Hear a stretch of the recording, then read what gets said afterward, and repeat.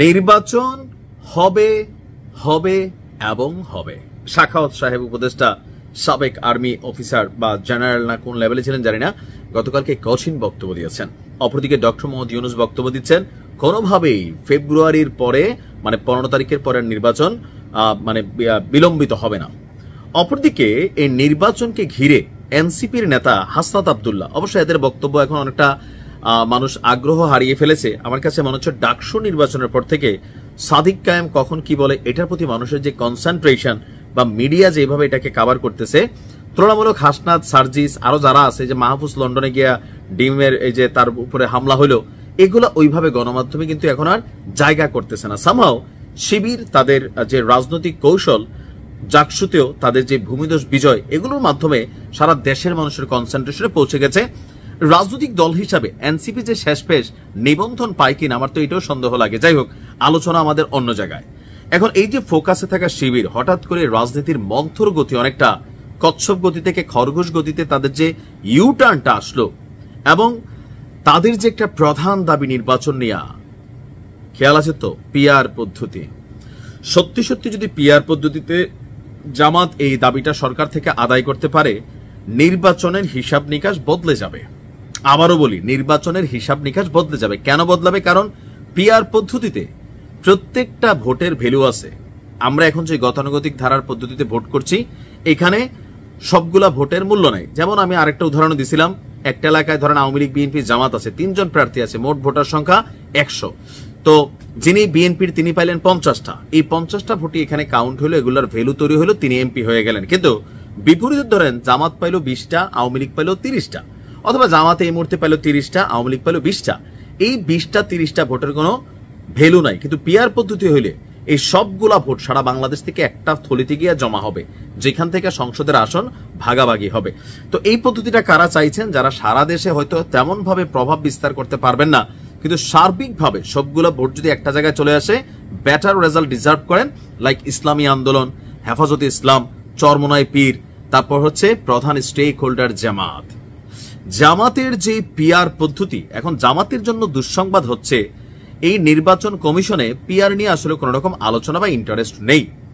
সংবিধানেও পিআরগত কোন রকম ইস্যু সম্ভবত নেই, বাট জামাত চাচ্ছে এটাকে একটা নতুন ভাবে এস্টাবলিশ করতে। অনেকে শুনছি মাঠেও নামবে। তবে মাঠে নামার আগে একটু ভাইবা নেন, ছাত্রদল যে সিদ্ধান্ত নিছে, এই সিদ্ধান্ত যদি অনড় হইয়া দাঁড়ায় যায়, তাহলে জামাতের কপালে শনি আছে। কেন?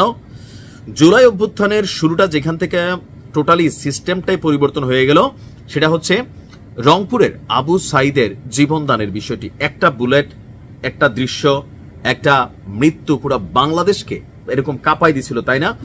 তো সেই জায়গা থেকে সেই আবু সাইদকে অনুকরণ করতে চান কে? ঢাকা বিশ্ববিদ্যালয়ের মাত্র কয়েকদিন আগে যে ডাকসু নির্বাচন হলো, সেখানে যিনি জিএস পদে পরাজিত হয়েছেন, ছাত্রদলের আহ্বায়ক শেখ তানবীর বারী হামিম।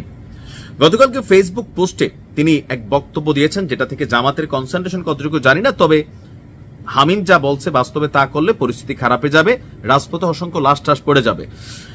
গণতান্ত্রিক বাংলাদেশ প্রতিষ্ঠায় আবু সাইদ যেমন বুক পেতে 2 হাত উঁচিয়ে জীবন দিয়েছিল, ঠিক তেমনি ছাত্রদলের দেশপ্রেমিক শিক্ষার্থীরা আবারও রক্ত দিবে। কিন্তু পিআর এর মতন অসম ব্যবস্থাকে কায়েমের নামে জাতীয় নির্বাচনকে ব্যাহত করার পায় তারা সফল হতে দিবে না। এখন পিআর এর দাবিতে মাঠে নামার ঘোষণা আছে জামাতের, ইসলামিক কয়েকটা দলের। একই পোস্টে আবার এবি পার্টির সাধারণ সম্পাদক ফুয়াদকেও একচোট ধুয়ে দিচ্ছেন। তিনি বলছেন যে ছাত্রদল নেতাকর্মীদের নিয়ে ফুয়াদের মূল্যায়নে তার ক্ষোভ হচ্ছে যে আমরা কথা বলতে বলতে কোথায় থামবো আর কোন পর্যন্ত বললে সেটা গ্রহণযোগ্য হবে, মার্জিত হবে, এটা জানা জরুরি। ব্যারিস্টার ফুয়াদের এদেশের জনগণের ফেসিবাদ বিরোধী শক্তি হিসেবে জানেন এবং চিনেন। দুঃখের সাথে দেখলাম যে তিনি ছাত্রদলের ছেলেদের দেখলে তার কেমন লাগে সেটি তুলে ধরতে গিয়ে খারাপ কিছু বিশ্লেষণও তিনি টেনে আনলেন। তো ফুয়াদ সাহেবের মুখ বরাবরই একটু বেশি চলে সেনাপ্রধান সহ বা বিভিন্ন ইস্যুতে, সেনাবাহিনী সহ অনেক বক্তব্য তিনি দেন। যাই হোক, এটা তার পলিটিক্যাল স্ট্যান্ড। এখন ছাত্রদলের যদি এরকম সিদ্ধান্ত হয় যে পিআর নিয়ে যদি কেউ মাঠে নামে, আমরাও মাঠে নামবো, বুক চিতাই দিব, 2 হাত এভাবে দিয়ে দিব, এরপরে পরিস্থিতিটা কোন দিকে যাবে? আর সত্যি সত্যি করলে ছাত্র শিবিরের মাসল পাওয়ার বা জামাত ইসলামের মাসল পাওয়ার বিএনপির মাসল পাওয়ারের তুলনায় 1/3।